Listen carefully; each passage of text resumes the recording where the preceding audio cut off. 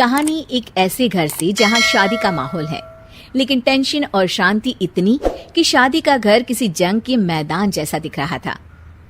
अरे जैसा मर्जी डेकोरेशन कर दो, पैसों की चिंता मत करो। इतना पैसा जब लड़के वालों को दे दिया तो फूल वालों को देने में मुझे क्या दिक्कत है? अरे धीरे बोलो ना, साफ लग रहा है कि फ्रस्ट्रेटेड हो। अरे तुम तो चुप ही रहो।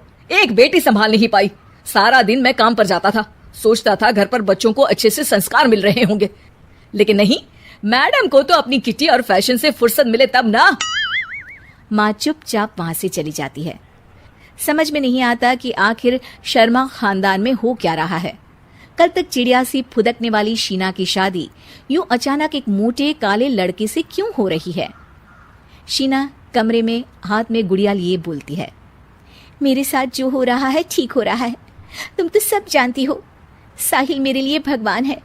अब जब वो ही नहीं मिला तो फिर कोई भी हो, जिंदगी ही तो जीनी है, जी लेंगे। बाहर शीना की बुआ किसी से बात करती है। अरे मोटा नहीं, उसे तो खाते पीते घर का कहते हैं। अब ओबेरॉय का नाम भी किसी को बताने वाली बात है। उनका इकलौता लड़का तो करोड़ों की स्वामी तो है ही। अरे हमारी शीना बिटिया तो रानी बनेगी, रानी।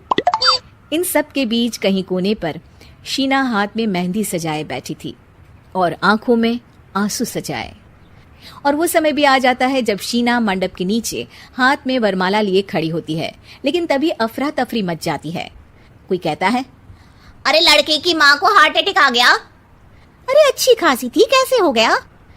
अरे कहते हैं ना, किसी किसी लड़की के पैर अच्छे नहीं होते, हो सकता है कि मनहूस है ये लड़की। शीना पास खड़ी सब सुन रही थी।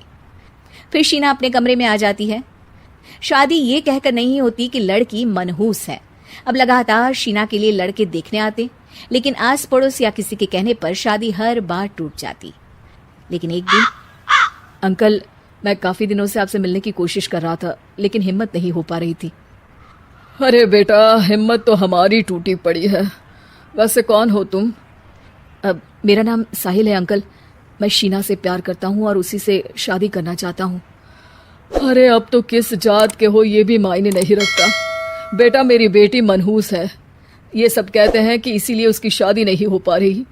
अगर तुम शादी करने को तैयार हो तो ठीक है। शीना की शादी साहिल से हो जाती है। अगले दिन साहिल की माँ का देहांत हो जाता है और एक बार फिर लोग शीना को अपशकुनी कहने लगते हैं। अरे खा गई दीदी को ये। अरे क्या जरूरत थी साहिल किसी मनहूस को घर लाने की? पर बुआ, माँ की तो तबीयत पिछले कई साल से खराब थी। डॉक्टर्स ने जवाब दे दिया था। क्या पता ये भी उनका सौभाग्य हो कि वो बहू का मुंह देख पाई। अरे बहू का मुंह देख पाई, या ये कह लो कि बहू का मुंह देखते ही स्वर्ग लोक सिधार गई। खैर, हमें क्या, घर तुम्हारा है, हम तो चले। अब शीना को खुद पर ही शक होने लगता है कि कहीं सच में वो अपशकुनी तो नहीं। साहिल, हम दोनों की शादी नहीं हुई होती तो अच्छा था।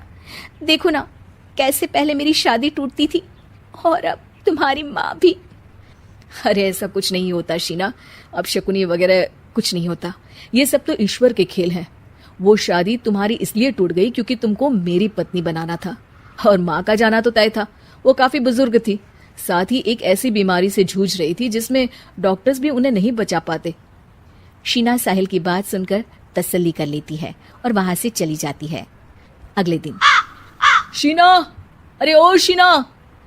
क्या हुआ? उफ, कहीं फिर मेरी वजह से कोई नुकसान? अरे नहीं नहीं शीना, तुम जानती हो, जिस प्रॉपर्टी के केस को हम बरसों से लड़ रहे थे उस पर फैसला आ गया, वो भी हमारे हक में। अब हम करोड़पति हो गए शीना। शीना शांत रहती है। अरे क्या हुआ? करोड़ पत्नी बनकर तुमको खुशी नहीं हुई? शीना की आंखों में पानी आ जाता है। चलिए जी, कुछ तो अच्छा हुआ मेरी जिंदगी में आकर आपके साथ। साहिल शीना को गले लगाकर कहता है, मेरी नई नौकरी भी तुम्हारे ही आने से लगी। ये प्रॉपर्टी का केस जीता, सब कुछ तो तुम्हारे आने के बाद ही हुआ। फिर तुम मनहूस कैसे? ये सुनकर शीना खुश हो जाती है।